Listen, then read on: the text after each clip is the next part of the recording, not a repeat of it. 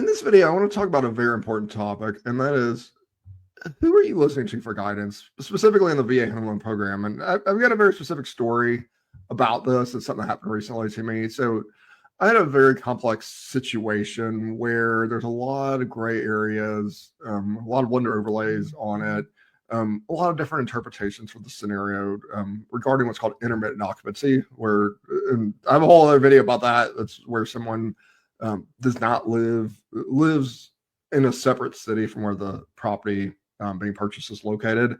And I finally had someone that told me they could do it, but as I dug a little deeper, I figured out that the guy, the account executive for the particular company in question, was just telling me what I wanted to hear, and he wasn't really digging deep. And I realized, he just really wants to get the pitch and get me in there.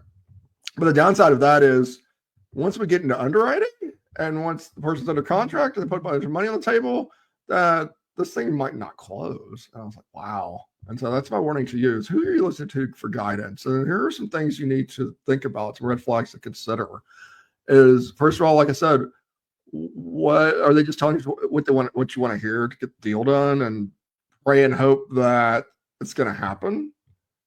That's a lot of money on your end. You're putting all the money for earnest money, appraisals, all that kind of stuff. Are they just guessing, or do they know? Why did they give you the advice they gave you? Are they just wanting to get the sale and hoping? And more importantly, what experience do they have in similar scenarios? Have they done this before? No, they've done it before. And they say, you know what? We've done 3 different scenarios like this, and here's why it works. Then cool. Then you're good to go, and that's what you want.